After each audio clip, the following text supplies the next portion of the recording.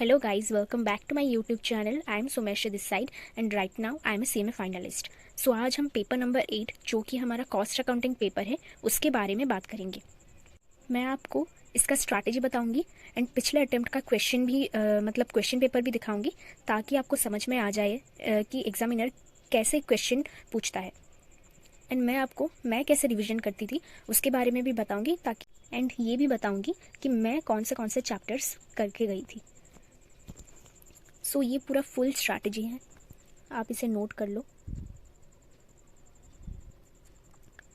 सो जैसे कि हम सब जानते हैं कि फर्स्ट क्वेश्चन में हमेशा एमसीक्यू आते हैं एंड एमसीक्यू में आप ये सब फॉलो करके जा सकते हो। कॉस्टिंग का एमसीक्यू मतलब इजी होता है, डायरेक्ट क्वेश्चन भी आ जाता है एमसीक्यू बैंक से, तो आप इसमें से करके जा सकते हो। देन क्वेश्चन नंबर 2 का जो पार्ट ए है उसमें हमेशा कॉस्ट शीट आता है, ये पूरा फिक्स्ड है। कॉस्ट शीट का एक क्वेश्चन आता है एंड बी पार्ट में इधर मटेरियल या फिर लेबर से आता है। दोनों ही आपको करके जाना पड़ेगा क्योंकि मतलब कभी मटेरियल से पूछ लेते हैं या फिर कभी लेबर से क्वेश्चन आ जाता है। तो आप अगर ओनली मटेरियल या फिर ओनली लेबर करके जाओगे तो मतलब वो सही नहीं है, आपको दोनों ही करना पड़ेगा। देन क्वेश्चन नंबर 3 में ये तो फिक्स्ड है, 3 का जो ए पार्ट है उसमें ओवरहेड से ही क्वेश्चन आता है एंड उसके बी पार्ट में इधर रिकॉन्सिलेशन या फिर इंटीग्रेटेड या फिर नॉन इंटीग्रेटेड से क्वेश्चन आता है। तो ये जो तीनों है ना, आप अच्छे से करके जाओ, ये तीनों बहुत ईजी चैप्टर्स है, मतलब आप अच्छा मार्क्स स्कोर कर सकते हो। क्वेश्चन नंबर 4 का जो पार्ट ए है वो हमेशा ऑपरेटिंग कॉस्टिंग से ही आता था, लेकिन पिछले बार पता नहीं क्या हुआ, मतलब बैच से आ गया, बैच से क्वेश्चंस नहीं आते थे, लेकिन जून अटेम्प्ट में इस नंबर पर बैच से क्वेश्चन आ गया एंड उसके बी पार्ट में कॉन्ट्रैक्ट से ही हमेशा क्वेश्चन आते हैं, बहुत ही कम मतलब प्रोसेस से आते हैं, लेकिन आप दोनों करके जाना, प्रोसेस भी बहुत इंपॉर्टेंट है। क्वेश्चन नंबर 5 में प्रोसेस से ज़्यादा बार आते हैं, जॉइंट प्रोडक्ट बाय प्रोडक्ट बी आता है, आप दोनों करके जाओ, बहुत इंपॉर्टेंट है। एंड इसके बी पार्ट में स्टैंडर्ड तो ईजी है, आप अच्छे से कर सकते हो। क्वेश्चन नंबर 6 मार्जिनल कॉस्टिंग से आता है। मार्जिनल कॉस्टिंग का बहुत ही बड़ा क्वेश्चन आता है, मतलब ये थोड़ा डिफिकल्ट होता है सॉल्व करने के लिए, तो ये आपके ऊपर डिपेंड करता है कि आप मतलब इसे करोगे या नहीं। तो क्वेश्चन नंबर 7 का जो पार्ट ए है उसमें बजट से आता है, ये भी फिक्स्ड है एंड पार्ट बी में कॉस्ट अकाउंटिंग स्टैंडर्ड से क्वेश्चन आता है, ये दोनों तो फिक्स्ड है, ये आते हैं इस क्वेश्चन नंबर पे।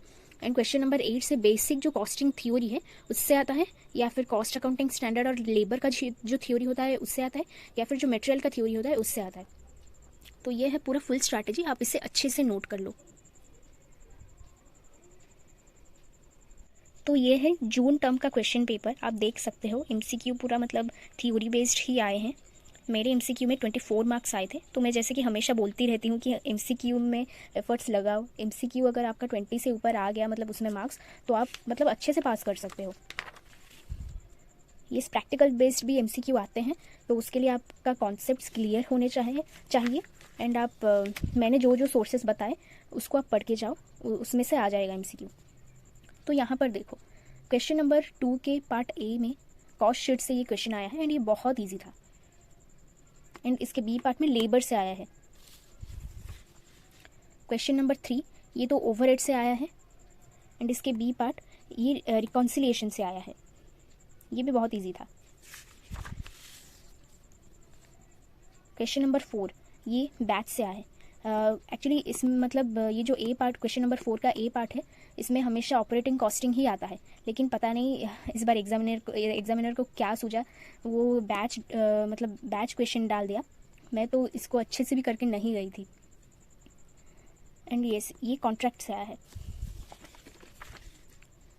क्वेश्चन नंबर 5 ये joint product and by product से आया है एंड ये वाला क्वेश्चन जो स्टैंडर्ड कॉस्टिंग है लेबर वेरिएंस उससे आया है। ये तो पूरा लॉन्ग एक मार्जिनल कॉस्टिंग का एक क्वेश्चन है। 6 नंबर पे जो मार्जिनल कॉस्टिंग का क्वेश्चन आता है वो एक ही क्वेश्चन आता है एंड पूरा लॉन्ग क्वेश्चन आता है। एंड 7 नंबर ये बजट से आया है एंड ये वाला तो कॉस्ट अकाउंटिंग स्टैंडर्ड से ही आया है। एंड 8 नंबर इसमें देख लो कि आप मतलब थ्योरी ही आए हैं, जैसे कि ये थ्योरी बेसिक से आया है, ये मटेरियल से आया है, ये I think cost accounting standard से आया है। तो ये थी पूरी कॉस्ट अकाउंटिंग की पेपर। तो आप इसमें से ही डिसाइड कर लो कि आपको कौन से क्वेश्चंस को अटेम्प्ट करने हैं एंड कौन से क्वेश्चंस को अटेम्प्ट नहीं करने हैं। मैं आपको सजेस्ट करूँगी कि आप एटलीस्ट एक क्वेश्चन को बैकअप पकड़ के चलो, क्योंकि अगर कुछ क्वेश्चन टफ आ गया तो आप जो बैकअप वाला क्वेश्चन है उसे अटेम्प्ट कर सकते हो। सो यस, अभी मैं आपको दिखाऊंगी कि मैं कैसे रिवीजन करती थी। सो देखिए, मैं ऐसे रिवीजन करती थी, आप ऐसे कर सकते हो। एक्चुअली ये मैं मतलब एग्ज़ाम के पिछले मंथ में ये 2 रिवीजन मैं अच्छे से कर पाई थी, लेकिन जो एग्ज़ाम की पिछली रात है, ये मतलब जो चैप्टर्स है, ये चैप्टर्स मैं करके नहीं जा पाई थी, इसीलिए इन सबको मैंने क्रॉस कर लिया है। तो मैं आपको सजेस्ट करूँगी कि आप भी मतलब इसे फॉलो करो एंड ऐसे ही आप रिवीजन करो, ताकि आपके अंदर एक कॉन्फिडेंस आए एंड आपको एग्ज़ाम में डर नहीं लगेगा। एंड येस, मैं यहाँ पर जितने भी सब चैप्टर्स लिखे हैं, मैं इन सबको पढ़ के गई थी। मैं ओनली कॉस्ट अकाउंटिंग स्टैंडर्ड को स्किप करके गई थी, क्योंकि उसमें बहुत से स्टैंडर्ड्स, अकाउंटिंग स्टैंडर्ड्स है, इतने सारे मेरे को याद नहीं, मतलब मैं याद नहीं रख पा रही थी, इसीलिए मैं उसे स्किप करके गई थी। तो अगर आपने पढ़ लिया है तो आप स्किप मत करो, अगर आपने नहीं पढ़ा है तो स्किप कर सकते हो। तो यही थी मेरी स्ट्रैटेजी। तो येस, मैंने जो भी किया था, मतलब मैं जो भी करके गई थी, मैंने आपको सब कुछ बता दिया।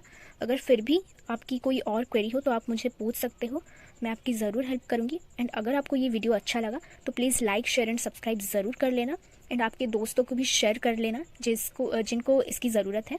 सो that's it for today. Thank you so much for watching this video. Bye.